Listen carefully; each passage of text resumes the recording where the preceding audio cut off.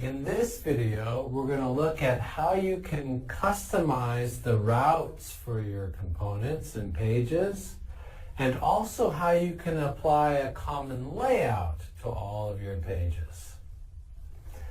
So if we go back to our project, we've already learned that you can make a component a routable component, make it a page, by applying the page razor directive to the top of the component. And this assigns that component a route.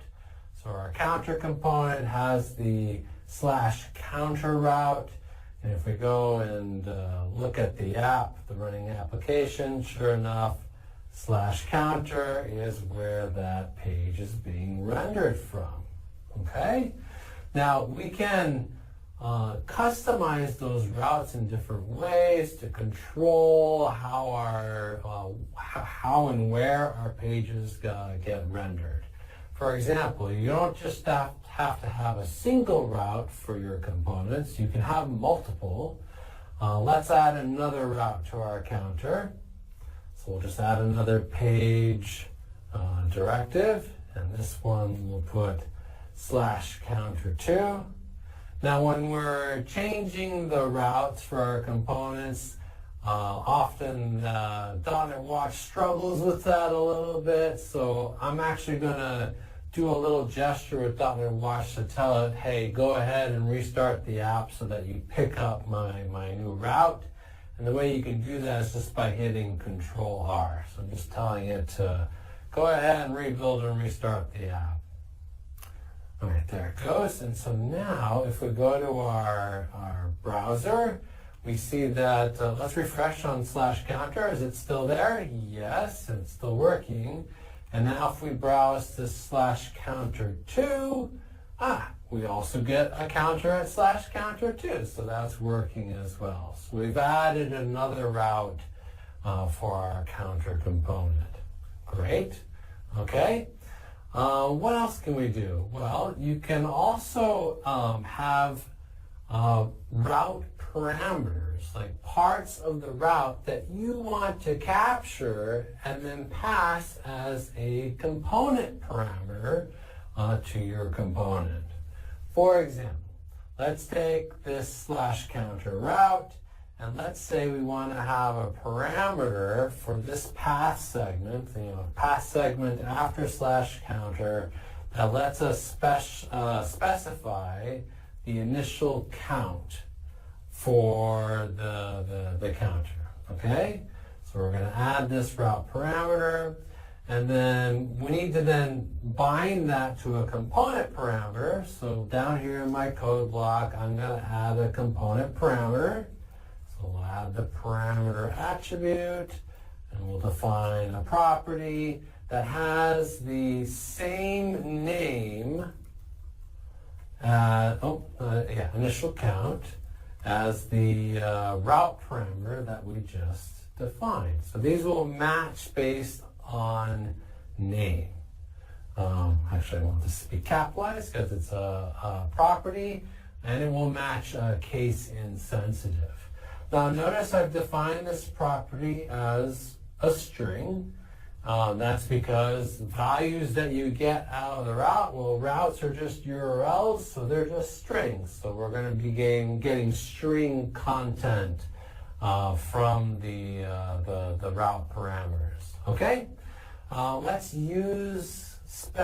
just render the value of that initial count someplace, so we know what's happening. So initial count equals, and then we'll render the value of initial count. That @ symbol is how we transition from HTML to C#. Okay, good. So let's see what happens. Let's go back to let's give .NET Watch a little nudge so it knows to pick up the new routes. This is going to restart the app, hit Control-R, and let's go back to the running application. Okay, so do I still get counter 2? Yes, counter 2 is still there. Can I now browse to /counter / like 1, 2, 3? And I can. So we've just picked up that 1, 2, 3 path segment, and it's now being bound to our component parameter, and we were able to render it on the page. Great. Now, what about just going to /counter? Can I still do that? Oh, okay, now I get a 404. This is a route that the web app is telling me it doesn't actually have an endpoint. Why is that? What happened to our /counter route? Well, when we added that route parameter became a required part of the component's route. We have to have an additional path segment for it to match.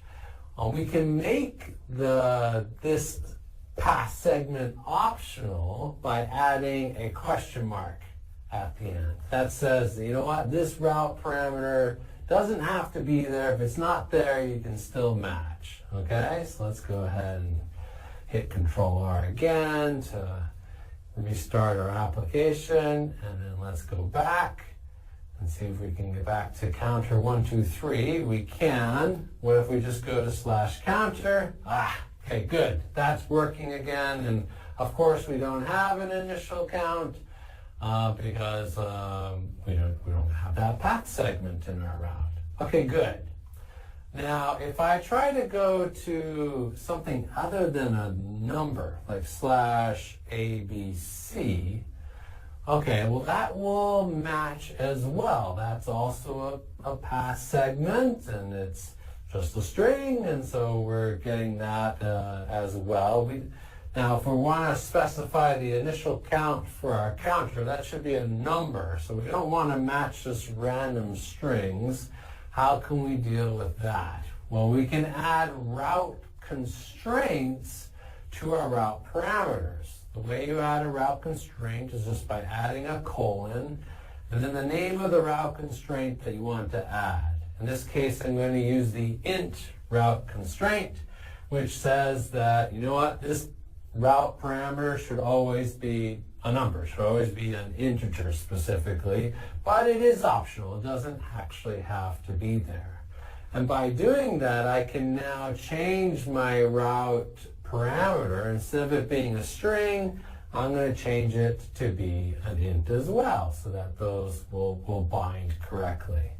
Now, I haven't actually done anything with this initial count yet, other than render it to the screen.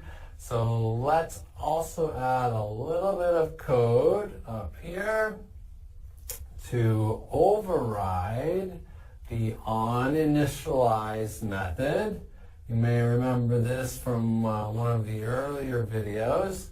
OnInitialize is a special Blazor component lifecycle method that's called right after the component is created so that you can initialize the component state. So I want to initialize the current count to be the initial count, just like that. Okay? And now we should go ahead and tell .NET Watch to restart. There it goes, and let's see if that is now working. So if I go back to /counter is working. Got our initial count, it's 0. All right, so that's working. What if we now try to browse through /1, 2, 3? Aha, so the initial count did get bound, and also the current count is starting at 1, 2, 3. And if I click the button, we increment from there. And is that route constraint now working? Like if I browse to /ABC, I get a 404. And that's what we want. Like we don't want to match the route when we just have random letters for the initial count. That wouldn't make sense. Okay? So that's how you can add additional routes to your Blazor components, get parameter values out of those routes, and then add constraints and make route parameters optional. Now, where does that routing actually happen in a Blazor web application? Well, it's actually handled by another component, by the Blazor router component. And we can see that in the app code. If we look in this routes.razor file, this is a component that's in our project, in our app. And here we can see the built-in Blazor router is being used and being set up so that it can take care of discovering all the routable components in my application, figuring out what route parameters they have, and then feeding that information along so that that page can then be rendered with those route parameters. Okay, so that's what the Blazor router component does, and is usually already set up for you in the when you create your Blazor web app project. The routes component, this routes.razor file, that's being used from app.razor. App.razor is the root component for our Blazor web app. This is the first component that actually renders in response to any request that comes to our Blazor web application. And we can see that it's the one that's actually setting up the root HTML document that's being rendered. It's calling that routes component to set up the Blazor router. It's also adding the Blazor framework script, which enables all sorts of cool client-side functionality for your Blazor web app. Okay, so there's your root component. That's where things are kind of starting. It's the parent of all the other components. Now, going back to the web app, you may have noticed that there's quite a bit going on with each of these pages other than just the page content. Like we have this left nav menu that we can use to click on different pages. And there's this top row. Like, where is all that coming from? It's obviously not in our pages. Well, that is all layout. Blazor supports layouts. Layouts are a way to define common content that wraps all of your pages. And the way you build layouts in Blazor is, of course, with components. You build a layout component. Let's go find the layout for our Blazor web app. Let's go back to the code. So the layout components are in this layout folder. We've got main layout, and there's that nav menu. Let's look at main layout.razor. And the thing that's special about a layout component is that it inherits, see this up here, it inherits from layout component base. So this is just like, class inheritance, like the class that is being built from main layout.razor, the C# class, will actually inherit from that base class, layout component base. What does that do? Well, it adds this body property that you can then use. You can just render the body property using the @ syntax to say, you know what, the page content should go here. And I want to wrap that page content with everything else. Like all this other stuff is going to go around the page. So that's how you build a layout in Blazor, by defining a component that inherits from layout component base. Up top, you can see that's where the nav menu is being set up. The nav menu is just another custom component that's defined in the sample code in the Blazor project. Let's go take a look at that. Here's nav menu. It's pretty much all just standard HTML. The only thing that's a little fancy about it is it's using this navlink component. What is that? Well, navlink is a built-in component in Blazor that just renders an anchor tag. The only additional thing it adds is if the browser URL matches the anchor tag link, then it will the navlink component will add a CSS class to the anchor tag. It'll add like active. We can see that in the app. Let's go back to the application. You see how in the navlink, whenever I click on home, counter, or weather, it kind of gets highlighted because that's the active page. If we look in the browser DevTools, and let's inspect like this weather tab, we can see, sure enough, there's an anchor tag that got rendered by the navlink, and it has this extra active CSS class that you can use, normal CSS style rules in order to style however you like. So that's all navlink is. It's really just an anchor tag with that one little, extra feature. All right. So that's how you build a layout. How do you then apply it to your pages? Well, the easiest way to do that is actually using the Blazor router. If we go back to routes.razor, here's our Blazor router. Over here, you can see that the Blazor router is setting up, maybe it's easier if I do it this way, it's setting up a default layout for every page that it renders. It will just automatically apply the main layout component that we saw earlier. So that's setting up a default layout for your app. That's one way you can do it.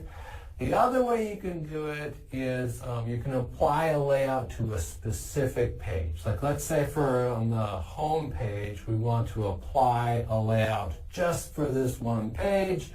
We can do that by using the @layout-razor directive, and then here you specify the layout that you want to use. Like if I wanted to use main layout on the home page, that's how I would do it. Of course, that won't change anything because it's already using that layout as the default layout, but we could then create a different layout that just applies to this one page, and that would work too.